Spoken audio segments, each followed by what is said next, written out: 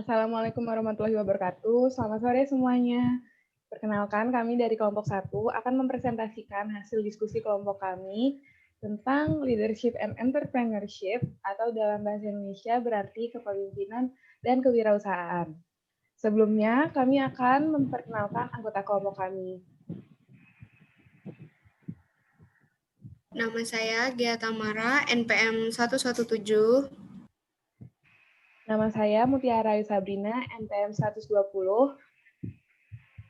Nama saya Naomi Rosdamia, MPM 125. Nama saya Ananda Dika Satria, NPM 128. Nama saya Zalea Putri, NPM 143. Selanjutnya, dipersilakan kepada Nanda. Pemimpinan yang berwawasan bela negara. Tiap warga negara adalah pemimpin yang punya tanggung jawab dengan kadar kepemimpinan yang berbeda. Tiap warga negara perlu memiliki jiwa kepemimpinan yang berwawasan bela negara. Kepemimpinan yang berwawasan bela negara adalah kepemimpinan yang dilandasi oleh skill kepemimpinan itu sendiri dan pengetahuan bela negara. Sedangkan arti dari bela negara itu adalah sikap dan perilaku warga negara yang dijiwai oleh kecintaannya kepada NKRI yang berdasarkan pada Pancasila dan Undang-Undang Dasar 1945. Apa sih kepemimpinan itu? Kepemimpinan merupakan seni mempengaruhi orang lain untuk mencapai tujuan. Kepemimpinan adalah rangkaian kegiatan penataan berupa kemampuan mempengaruhi orang lain dalam situasi tertentu agar bersedia bekerja sama untuk mencapai tujuan yang telah ditetapkan. Selanjutnya, saya akan menjelaskan tentang azas kepemimpinan dan prinsip kepemimpinan. Yang pertama, azas kepemimpinan itu ada 11. Yang satu itu takwa, yaitu tunduk kepada Tuhan Yang Maha Esa. Yang kedua, ingarso suntulada, artinya di depan sebagai pemimpin. Yang ketiga, ing madya mangun karso, artinya di tengah sebagai pemberi semangat. Yang keempat, tuturi handayani, artinya di belakang memberikan dorongan. Yang kelima, waspada purba wisesa, artinya selalu waspada dalam setiap hal yang ditentukan.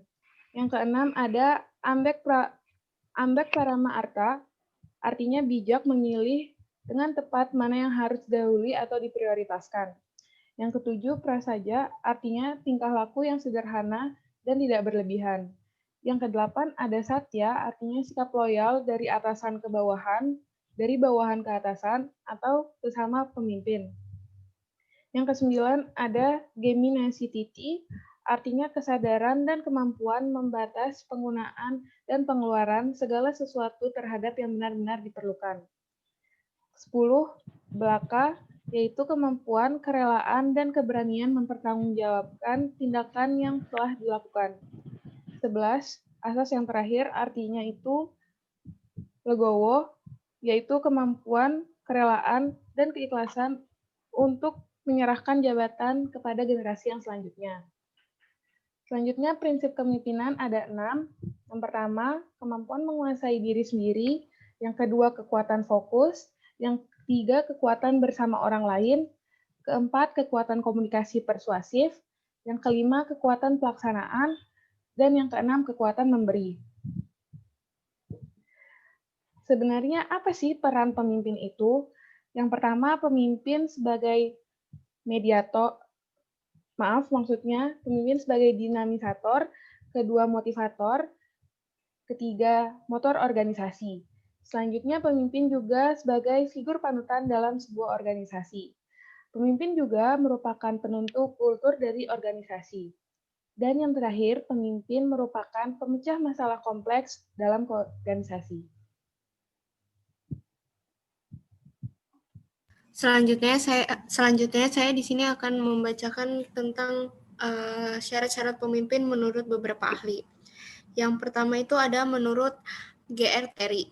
Menurutnya, yang pertama itu seorang pemimpin itu harus memiliki kekuatan atau energi. Yang kedua itu penguasaan emosional.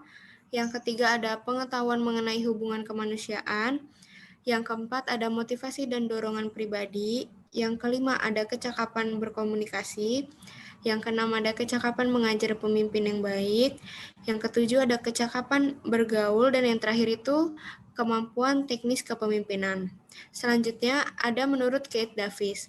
Yang pertama itu inteligensinya tinggi. Yang kedua, kematangan jiwa sosial. Yang ketiga, motivasi terhadap diri dan hasil. Yang keempat itu menjalin hubungan kerja manusiawi. Selanjutnya, yang terakhir itu ada menurut Henry Fayol. Yang pertama, seorang pemimpin itu menurutnya harus sehat. Yang kedua itu cerdas. Yang ketiga itu setia, jujur, dan adil. Yang keempat ada berpendidikan. Dan yang terakhir itu ada berpengalaman.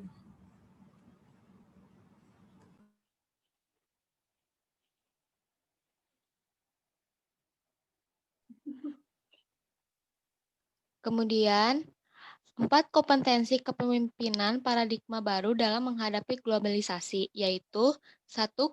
Kompetensi teknis, 2. Kompetensi manajerial, 3. Kompetensi sosial, dan 4. Kompetensi intelektual.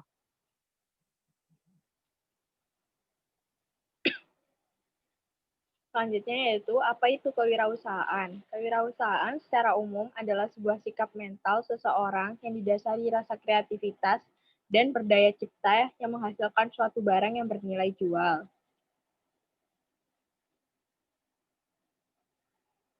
Terus di sini ada karakteristik kewirausahaan. Yang pertama ada jujur, kedua disiplin, ketiga komitmen tinggi, keempat kreatif dan inovatif, kelima mandiri.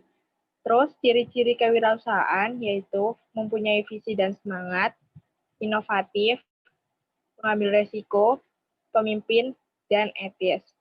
Profil kewirausahaan. Yang pertama yaitu bertanggung jawab, kedua siap hadapi resiko, ketiga yakin dan mampu untuk sukses, keempat kreatif, kelima berani hadapi tantangan, keenam energik, ketujuh orientasi ke depan, 8 terus cari pengakuan, ke-9 indera yang kuat cari peluang, serta terakhir prestasi lebih utama daripada uang. Apa aja sih manfaat kewirausahaan? Yaitu peluang untuk mengendalikan nasib sendiri, kedua, peluang untuk lakukan perubahan, ketiga, peluang mencapai potensi sepenuhnya, keempat, peluang meraih keuntungan tanpa batas, kelima, peluang untuk berperan dalam masyarakat, keenam, peluang mendapatkan pengakuan, ketujuh, peluang untuk melakukan yang disukai dan menikmatinya. Jadi kesimpulannya, Indonesia yang kaya dengan sumber daya alam membutuhkan kreativitas dan inovasi untuk kemakmuran rakyat dengan selalu membangun keunggulan komparatif dan keunggulan bersaing. Kewirausahaan yang menunjang kesadaran bela negara menjadi salah satu faktor penentu kemajuan bangsa dan negara.